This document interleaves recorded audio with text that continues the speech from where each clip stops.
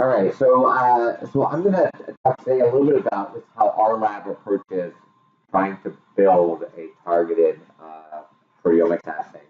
With the most important aspects is how do you figure out which peptides to use, where they elute retention time-wise, and we call this kind of prior knowledge. These are all priors that you can use in future experiments.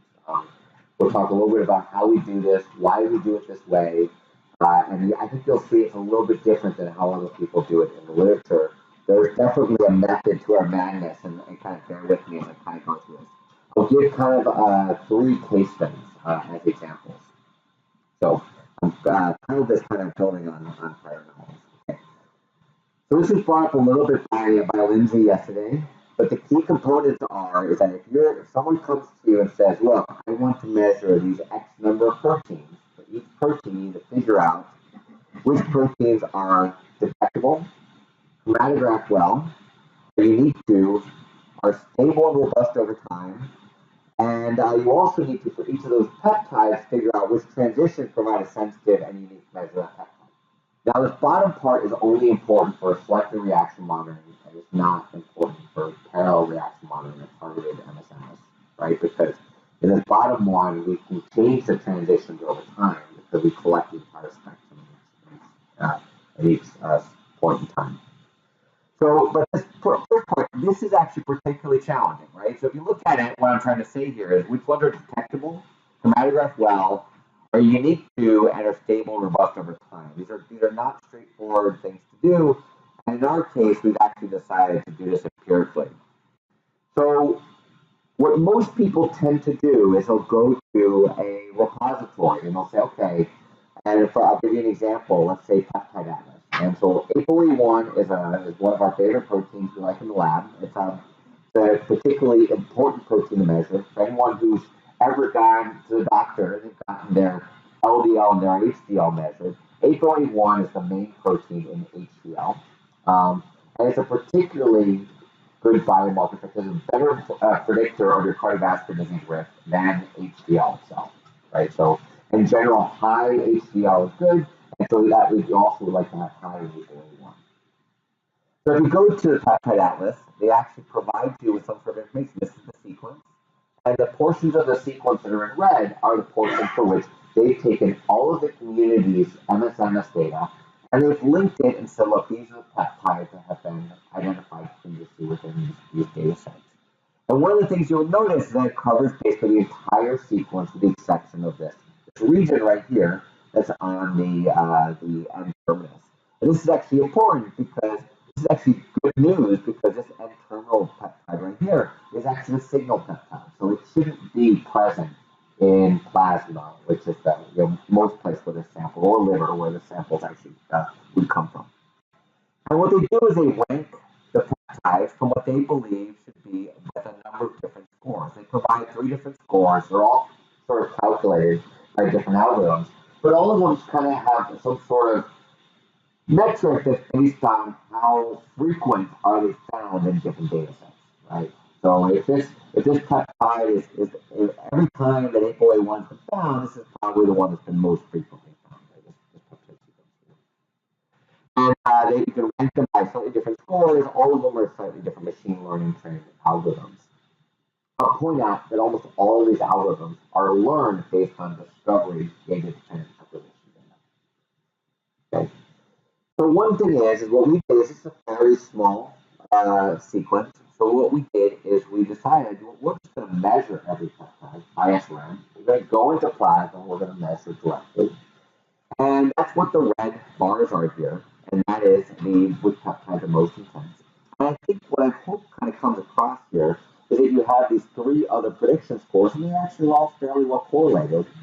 But if you were to pick the 3 most intense ones that you actually measure, there are these 3, and they're definitely not these 3. So I'm not saying these are an enormous difference in intensity, but I'm saying that clearly the metrics that they're using to predict whether or not a peptide would be a good measure for targeted proteomics may not be the best predictor, right? So they're using metrics based on discovery data, based on some sort of data-dependent acquisition metric, as a predictor of whether or not they should use that individual peptide for targeted proteomics. And what we've decided to do is just to measure every peptide. There's not that many peptides in the protein. And it turns out that these ones at least provide the most intensity, the biggest intensity. All right, so in a protein like APOE1, it's not that big. It's 30 kD. There's not a single cysteines. It's a fairly straightforward protein to measure. In fact, in our lab, we use APOE1 as our retention time calculator in a lot of our experiments. It's a protein we spike into almost all of our samples, digest with our samples, and we use it as a retention time calculator in normalization. So what about if you pick peptides from a complicated protein like Apo-B? So I mentioned APOE1 is the main protein in HDL. Well, Apo-B is the main protein in LDL, so it's the bad cholesterol. And this protein is a very complicated protein. It's over 500 kD just in the sequences itself. It's got lipid modifications. It's very complicated. There's actually a very interesting story here from the Hunt lab when there were before genome sequences have been done. This is one of the first proteins they attempted to do entirely by mass spectrometry and pretty much failed miserably, largely because of just the complexity of this protein. So we actually measured every single one of these peptide intensities. We also went forward and we did a lot of plasma DDA runs. And if you actually sample the MSMS spectra, and you count the number of MSMS spectra, we ran from multiple different LC MSMS runs from plasma. These blue lines are the ones that we sampled most frequently. This red bars right here are when we targeted every single peptide and what their relative intensities are. So I think one of the things I'm trying to get across here is that if I was to pick the peptides based on DDA sampling, which peptides get sampled the most, I would have picked this one right here. This is one that's got about 10 spectral counts, but it's about 1/100th or even 1/1000th of the intensity of the most intense one. Okay. Yeah. Can you speculate why? Yeah, so DDA is just a very different mechanism. It's not just dependent on the intensity. In fact, it's dependent on all the other intensities of things as well.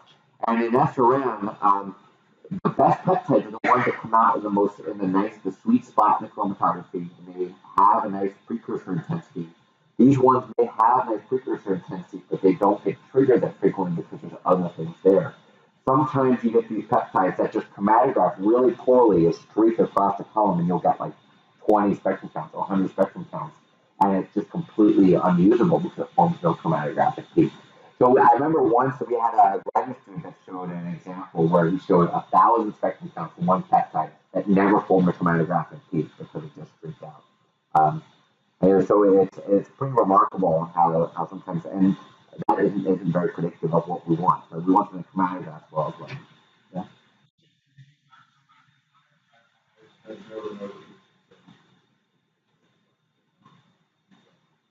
Yeah.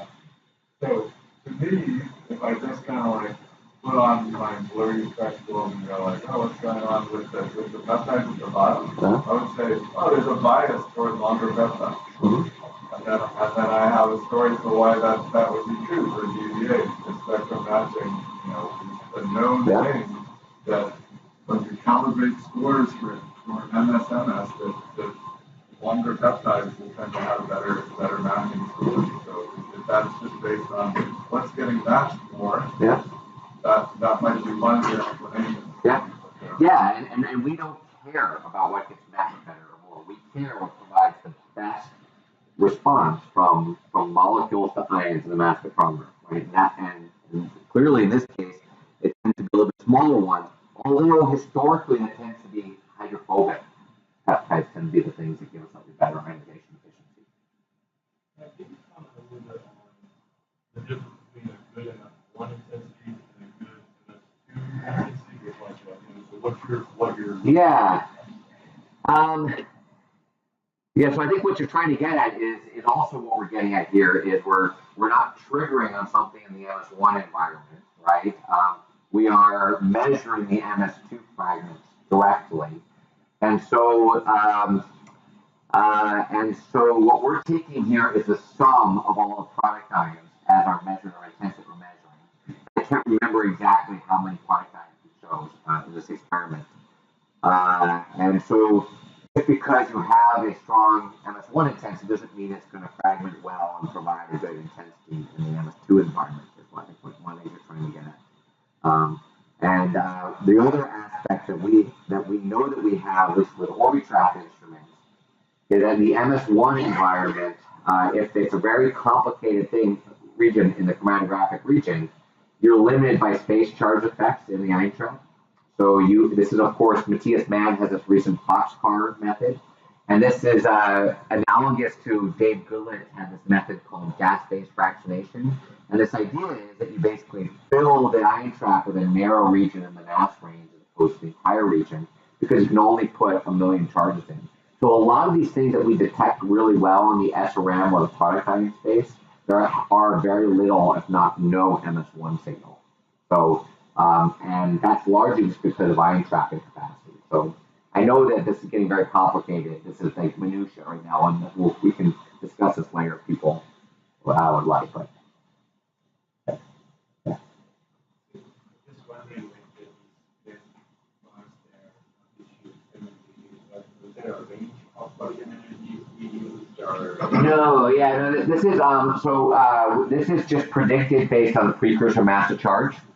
So we have an equation that we at least somewhat optimize for every instrument platform, which is based on the precursor mass to charge and the charge state, and that enables us to be able to predict the collision energy. We actually had a paper that showed in Skyline you can actually refine the collision energies to optimize it. On average, it improves your sensitivity by about 7%. So the key thing here is that peptide collision energies are fairly predictable. And this isn't surprising because Q exactives work well, and that's just a predicted collision energy based on a beam, it's just a voltage offset. Okay. Yeah. So would you propose that building these models where you account for different fusion in addition to fragmented more suitable for shipping? That's actually a good question. I mean, we've sort of, we haven't gone that far. What we've basically done is collected data unempirically and let an operator just choose, right?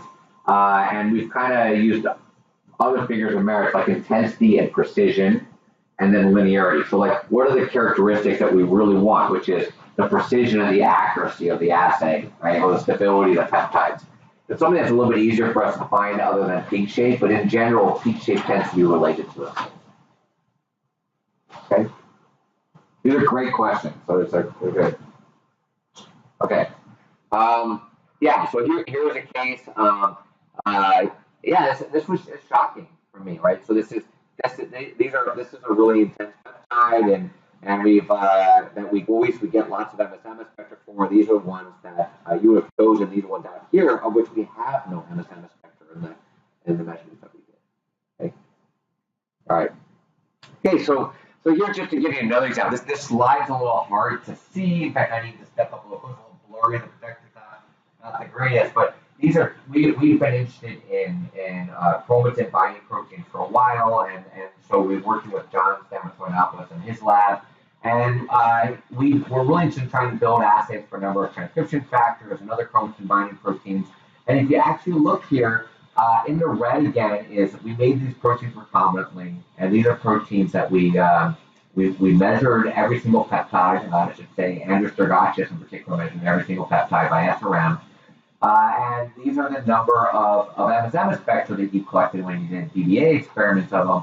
One thing that's kind of interesting, this one has 3 MSM spectra, this one has 1, then there's no MSM spectra for the next 3, then this one has 8, this one has 8, and this one has 2. Here's another protein where you got 6 MSM spectra.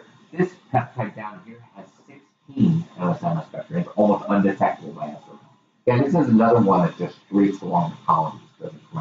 But it's in this region of the chromatogram where very little other precursors are. And just to let you, so I'm not kind of just messing with you, right? So here's just picking a whole bunch of other tool things. And so here's why can't we just use prediction? So this is a tool called ESP Predictor, and A close colleague of ours, Jake Jaffe, worked on this, and the algorithm's really good at predicting, turns out, whether or not you're going to sample something by DDA. That's what it's trained on. and if you look at the data here, in this case now, the blue bars are the ESP prediction algorithms, which are trained on DDA data. The red bars are the SRM intensities. And if you make a scatter plot of the rank order, I mean, there's almost no predictability, right? Now, so this is so I'm just trying to highlight a point. These are not cherry picked. We actually made about 700 proteins in total for doing transcription factors, and they all somewhat look like this. There's the occasional one that looks a little bit better. Like this is somewhat got some sort of correlation, I guess. But it's in general these are poor predictors. But it's great if you actually take the data that you're training from and you test on a subset of that data, they actually end up doing really well. It's just that what we're trying to say is I don't think that deep sampling. Oops, what's coming after here?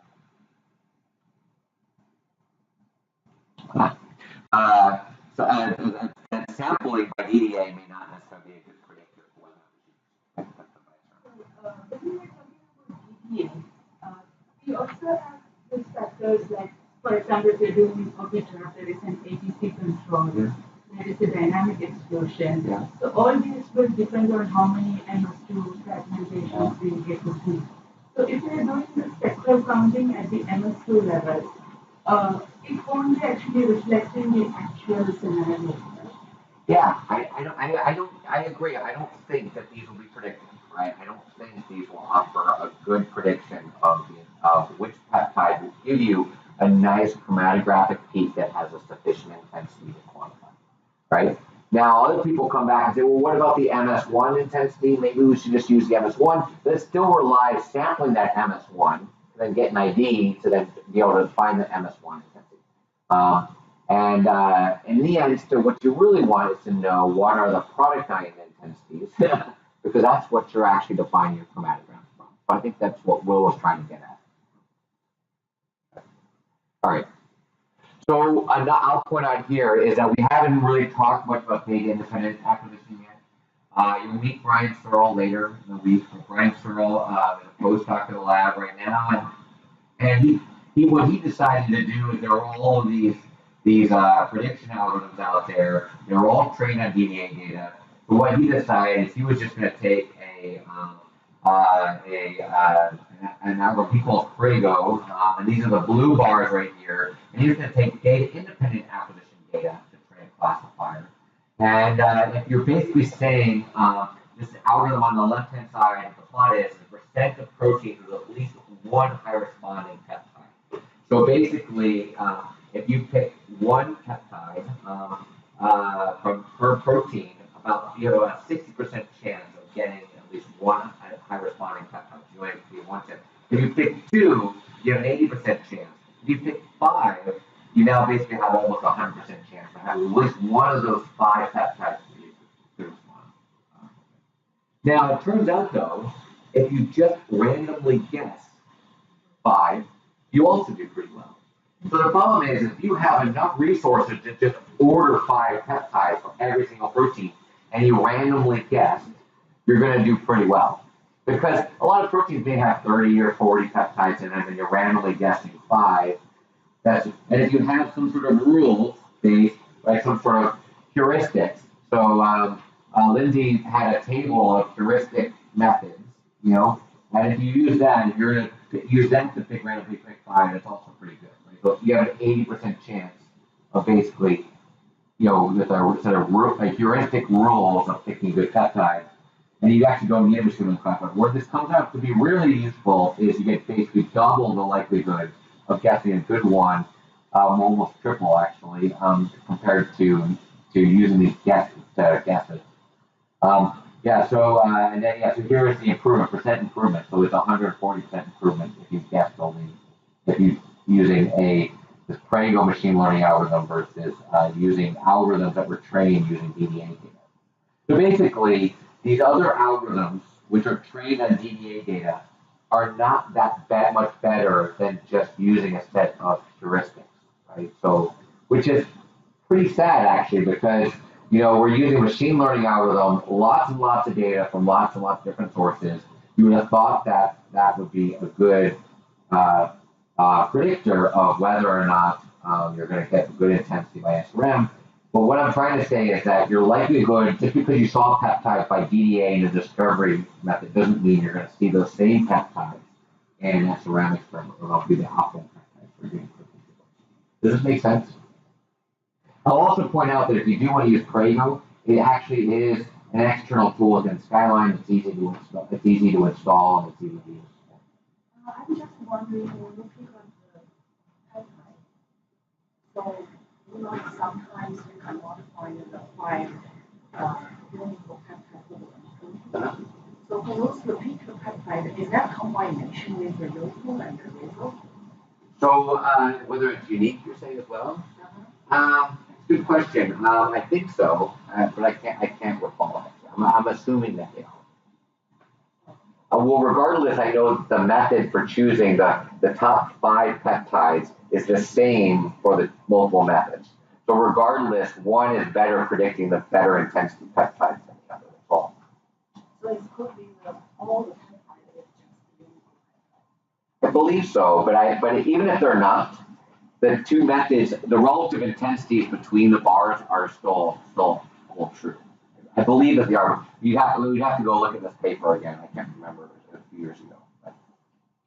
But I say, even if you weren't looking at just unique peptides, still Prego, which is based off of DIA data, which is product ion chromatographic data, right? So we are measuring the product ions. We're doing MSMS on given precursor ions, using that data to predict which peptide will give you the most intensity for SRM is actually a better method than that of using sampling by DDA.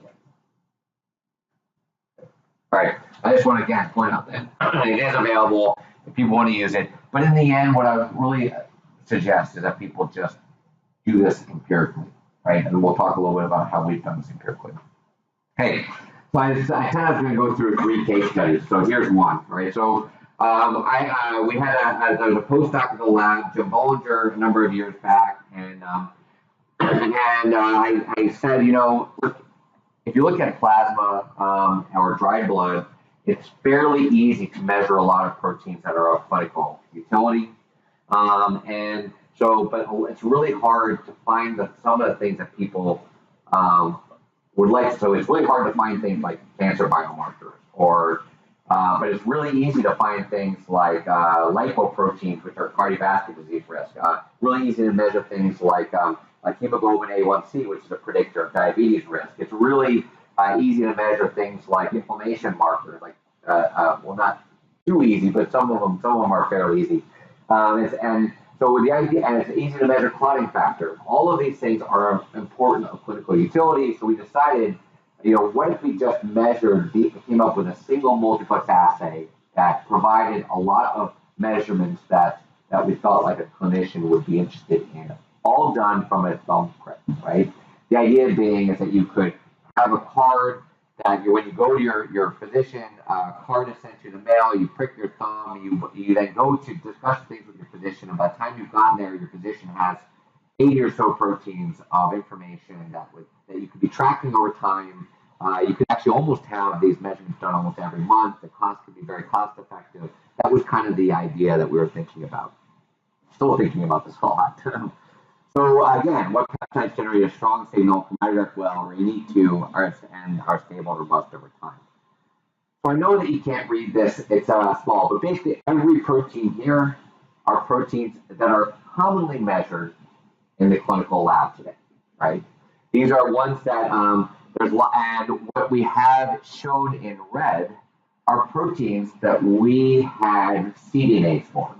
So these we had expression-ready plasmids that we could produce the protein. Okay? So what we decided to do is to make all these proteins in red and to see whether or not we can use this information to empirically derive the optimal set of peptides. This is still a strategy we use very frequently within our lab. Okay. So again, I've shown APOE protein B100. This is basically the same plot we were showing before, but it basically shows that we would like to be able to use SRM intensity directly. So this is basically the general idea. The main process is that we start with a recombinant protein production. We use Skyline to basically predict all tryptic peptides within some constraints, like basically length. And we picked all the product ions from Y3 to YN-1, which is the length -1. Okay, so let's start here. We start with the cDNA. We expand, purify, sequence, and the cDNA clone. We use in vitro transcription translation to basically produce the protein.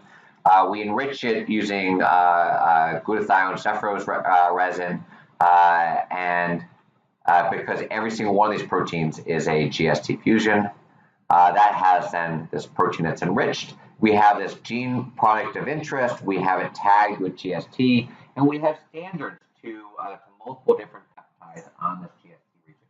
So while the protein isn't pure when we're done, we know fairly well how much of the protein's there. At least we know relative to all the other proteins that we produced how much that protein's there, because we calibrate it relative to the same set of synthetic peptide sequences that we have. So here's calibration curve, just kind of giving you an example. We can quantify this over a fairly large range. So for about $20 of protein, you could produce about 25 to 500 femtomoles of a protein. This is pretty good, right? So if you were to go and order peptides, you're going to probably spend about $40 per peptide for a crude peptide, crude synthetic peptide. You get one peptide, and you have no idea how much is there. In this case, we pay $20. We produce an individual protein, the entire protein. We have all of the peptides in it, and we know that they're all equal molar because they're all in one protein. And we do that for about 20. And because we have calibrants to each of the GST fusion portion, we can determine how much it is there. Make sense? Okay, so then we go and monitor all of tryptic peptides. Here's just showing that example for Apo-B again. We monitored every single tryptic peptide. Right? We use that to rank order the intensity using Skyline. This is a very straightforward thing to do. Skyline. And then we use this to select and transition. So one of the things we get is for each individual peptide, we basically get this fingerprint, right? So we get this pattern of which transitions provide the biggest contribution to the total signal. So if you notice here, this purple one, which is the big one, is the biggest contributor. There's this maroon one right here, this red one. That's another major contributor to it. And we use this to basically come up with, anytime we try to measure this peptide again in the future, we are able to use this pattern as as to know that we're measuring what we think we're measuring. Okay. We also know something about the peak shape. Yeah. Did you try how reproducibility is So his question was how reproducible is this? In general, we have shown, at least in our lab, that a lot of this the variance, with the exception of the decay of the peptides or loss of peptides, just disappear or not stable.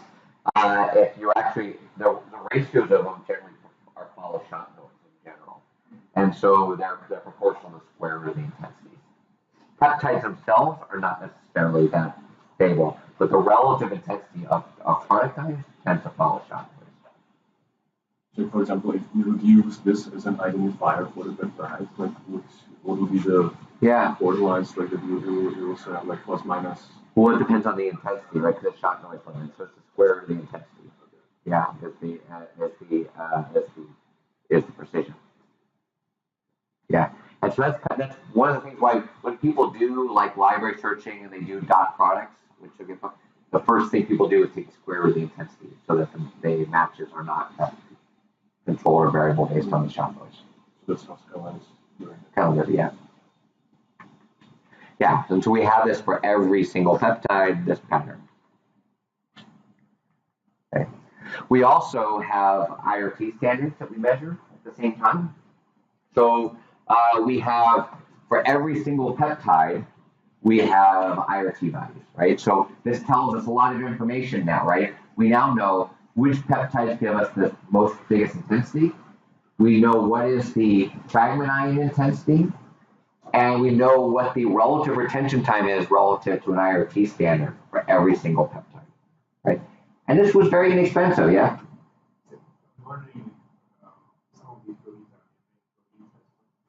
Well, these were all serum proteins, right? So these are all clearly very soluble proteins. Some secreted, there are secreted proteins, obviously. So. Yeah, so with in vitro transcription translation, Pierce does have a kit that has an intact Golgi. So an in vitro transcription translation system, so your protein is not in the plasma membrane, but it is in a vesicle in the end. We haven't used that, but I've heard it works okay. We haven't tried it. I think you'll hear a little bit later in the week that we've kind of taken, for some of these things, like memory protocol, we actually would take a DIA strategy actually on the actual sample itself for that. And I think Lindsay will talk about that later in the week. Okay, so the other thing is this what we call peptide stability analysis. So this is an experiment that I always used to joke with Jim Bollinger, and I still joke with him regularly. Say, look, he only did this because he was lazy. And this was because what he did is he realized that he was going to run, he made a 96-well plate of 96 proteins. He put them in the autosampler, and he realized that it was going to be 72 hours later when that 96-well plate was going to be done. That was going to fall right in the middle of a Saturday. And he was doing, I'm just going to inject them all a second time. That way, by the time I come in on Monday or Tuesday, they'll all be done, and I don't have to worry about coming in on Saturday to figure out what to do. And I didn't waste any of my instrument time. So what he did then is the first time, as you noticed, he started to look at the data, and he realized, okay, this was his initial standard. Here's the standard run 72 hours later. This tends to be basically the same intensity. This one is also, maybe a little bit less precision, but there's only 2 measurements. This one clearly is decreasing in signal. Now, some peptides literally are very stable. They provide very similar intensities. Some almost disappear within a matter of a few days in the autosampler. So if you're going to invest your time to build a quantitative assay for a specific protein, you would not want to choose a peptide that disappears over time. Now, in our lab now, what we do is we just decide we're not worried about this for much the stability, where we'll focus much more on the precision of an individual peptide. But this was the initial starting point, is that peptide stability was a key component we wanted to evaluate. We also wanted to validate the transitions in the matrix, because not all transition, while transition may be intense, you want to, some transitions just have a lot of interference and they have issues associated with them. So what Jim did then is we also were measuring the recombinant protein on a short gradient, and about 10-minute gradient. We generated a library, so these are the product ion intensities from the purified protein, or enriched protein. We have the IRT value showing the retention times calculated from the library versus that of a longer gradient in the actual dry blood spot. Here's the actual peptide measured in that dry blood spot over a longer gradient. You can see that the retention times are fairly well correlated, even though the gradient is much longer. So we use the retention time as a confirmation that we're measuring what we think we're measuring, as well as the similarity in the product ion intensities to evaluate that as well. And again, we do this for every single peptide. We also then measure the digestion time course. I know that this sounds like it's a little bit excessive, but if you look at the times here, this is 60 minutes, 2 hours, 3 hours, 4 hours. So if we had a digestion time for this protein that was only 4 hours, this probably isn't the best peptide to use to quantify that individual protein, because small differences in the digestion time could result in actual differences in actual measurement. Does that make sense? Some peptides even look like this, right? Where you get this increased signal, it decreases, and this is what we believe is occurring, is that there's multiple kinetic factors occurring. There's the production of the protein from the digest, there's degradation of that individual peptide over time as well. And actually, if you have a stabilized labeled protein, for which this one we do, this one, the stabilized labeled peptide is identical as well. Digestion time was done on the individual protein or protein into matrix? I believe this was done on the individual protein, but we've also done it on the protein matrix. So, will that be one of the things? No, it may not be. And so the main reason is that the in vitro produced protein may not have all the same PTMs and may not be folded the same way. So, so you're right, there actually could be something different. So just to kind of give you a point, Lindsay mentioned this briefly, yeah, so we've been putting all this data onto a website we call passport.maccoss.org.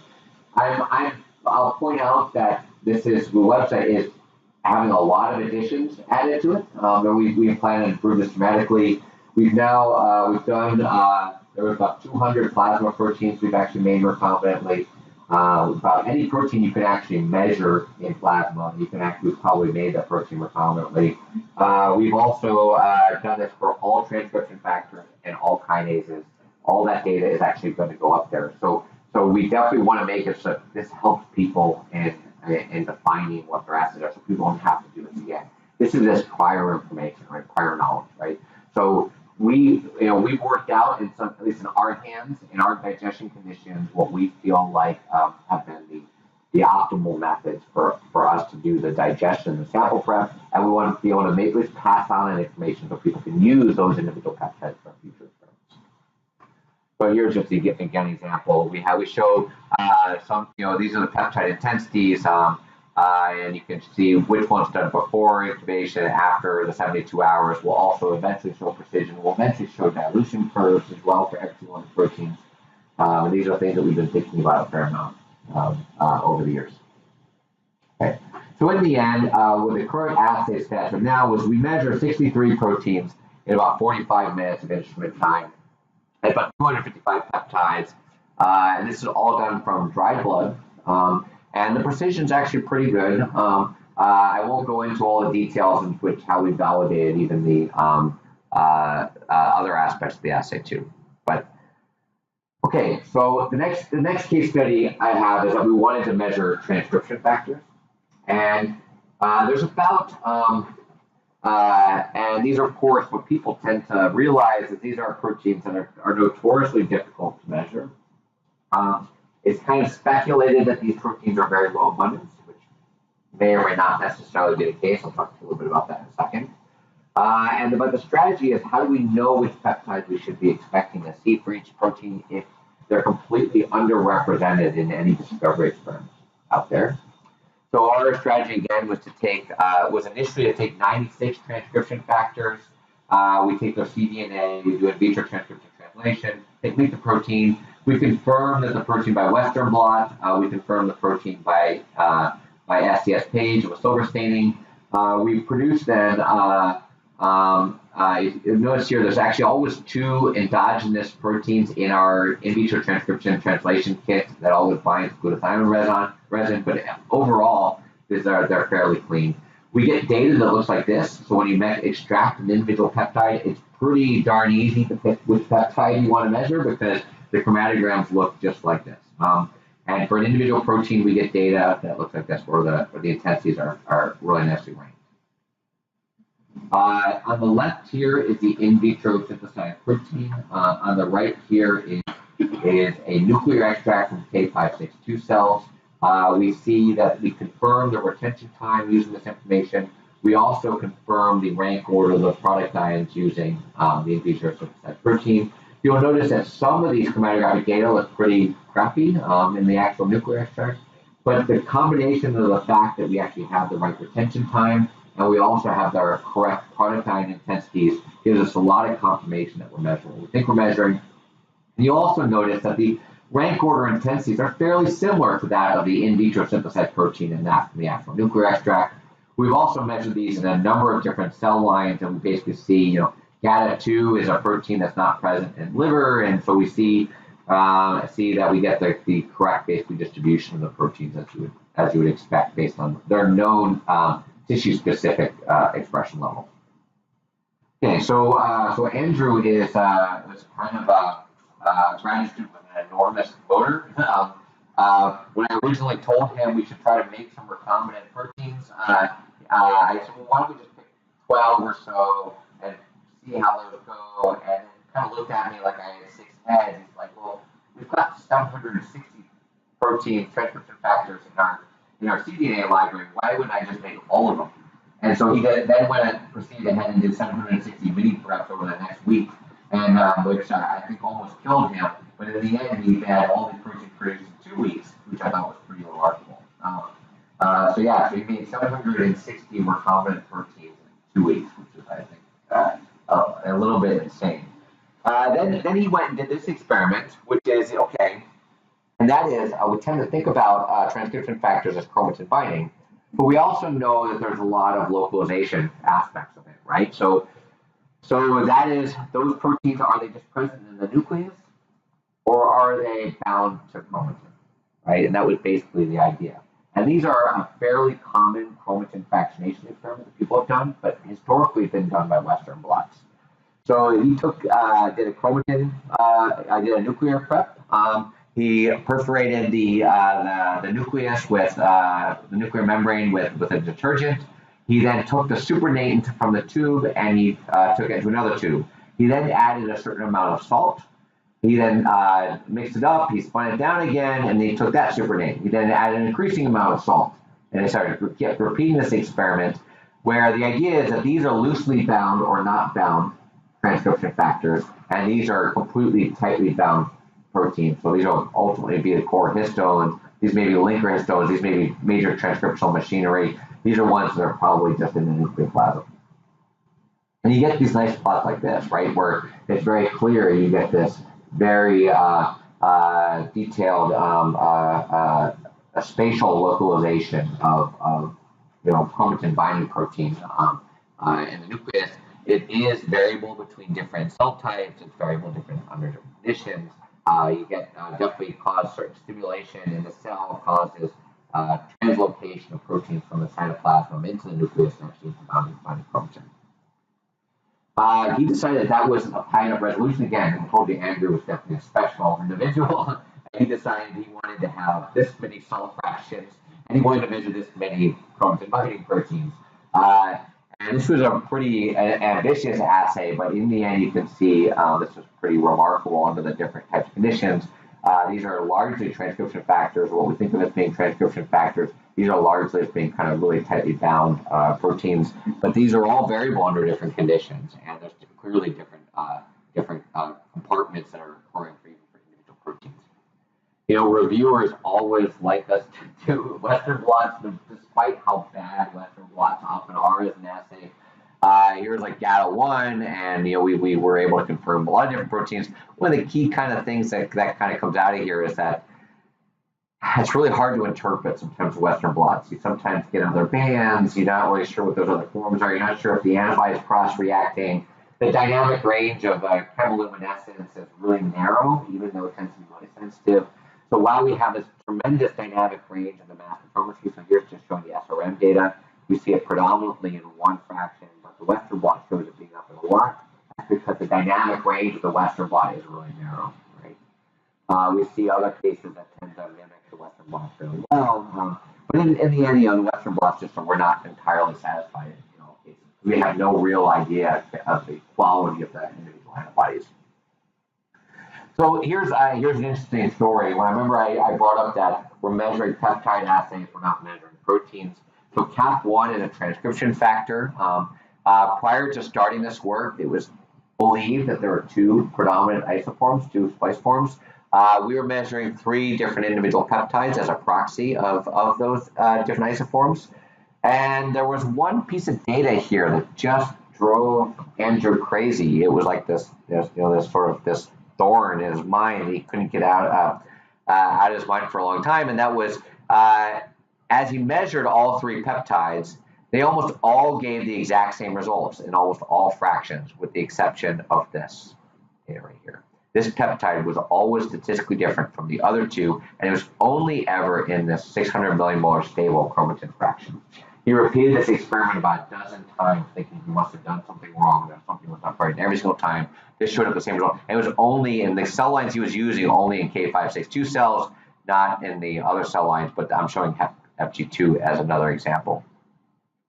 And so it turns out, partway through this experiment, the ENCODE data came out.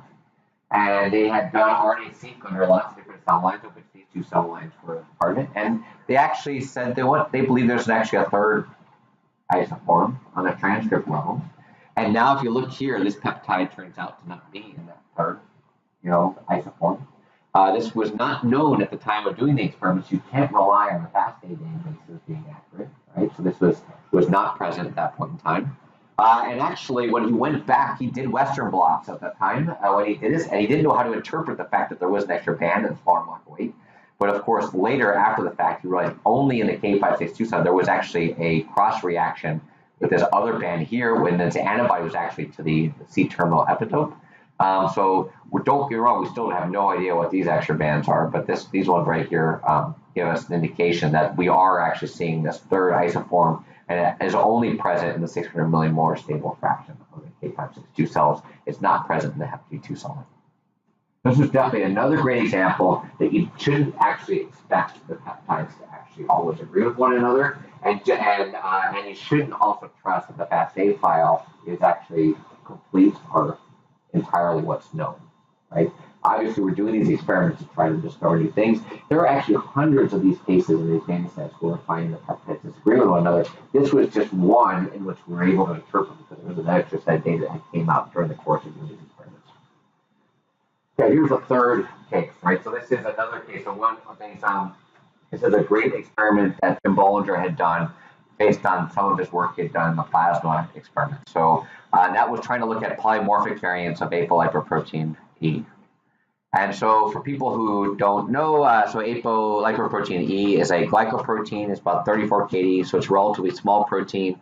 It mediates cholesterol transport and delivery. It's polymorphic with 3 common alleles. And people may have heard this because the E4 allele is predictive of late onset Alzheimer's disease.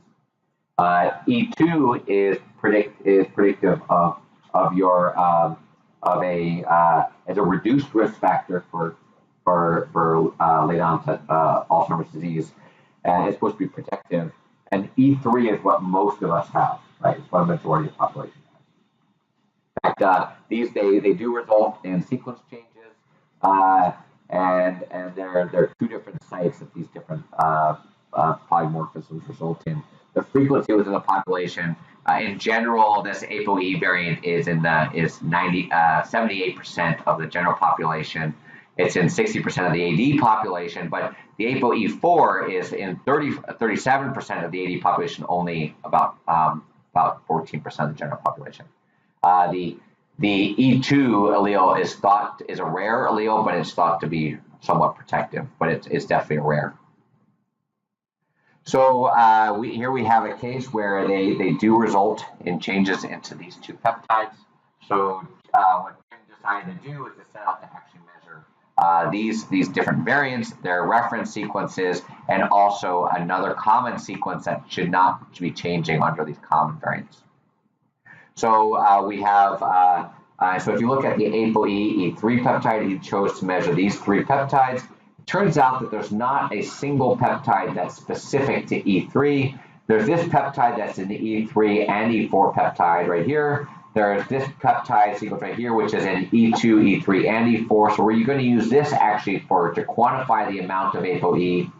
We're going to use this one.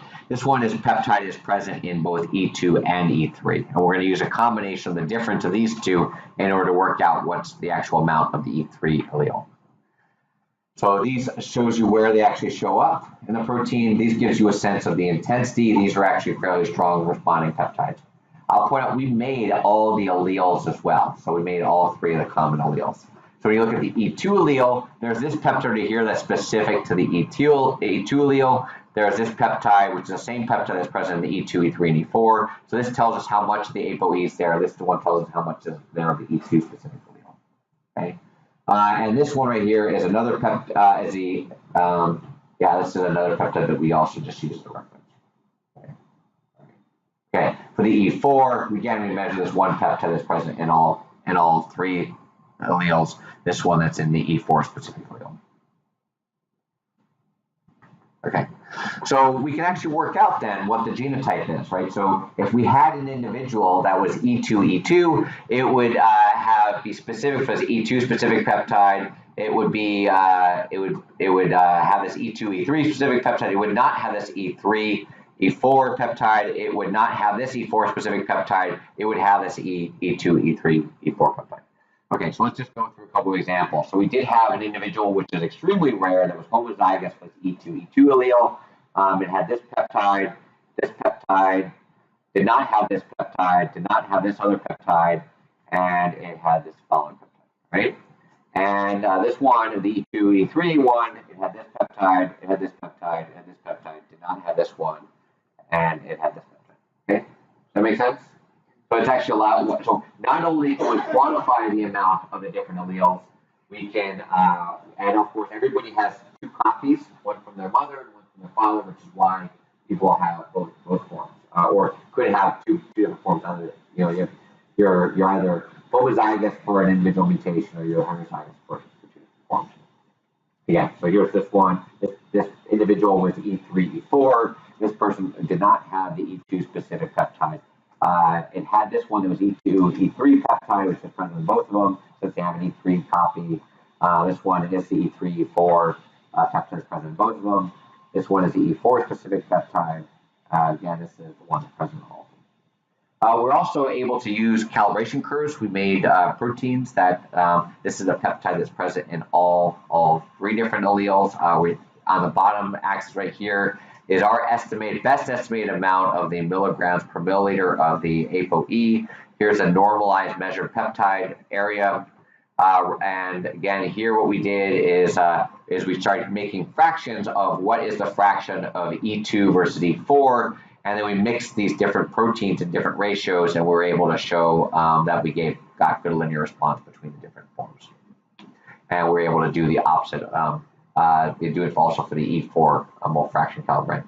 And here's the E2 mole fraction calibration. So they're both done. So here's the E2 and E4. We made different mixtures in the process. So we went through and we took a bunch of brain samples from individuals post-mortem from patients that had severe Alzheimer's. And an overwhelming majority of the patients that we had that had severe Alzheimer's had the E4 variant, which is what's known as it's predictive of late onset Alzheimer's disease. There was an individual from age-matched controls that was not believed to have Alzheimer's disease that also had that variant. And that's also not surprising. It doesn't mean that you are going to get Alzheimer's. It's just a higher risk factor for Alzheimer's disease. And then again, E2 is the one that's meant to be protective, and we only ever saw, and it's also rare. We only ever saw that in age-matched controls that did not have any target. All right, so that's what I have. Does anybody have any questions?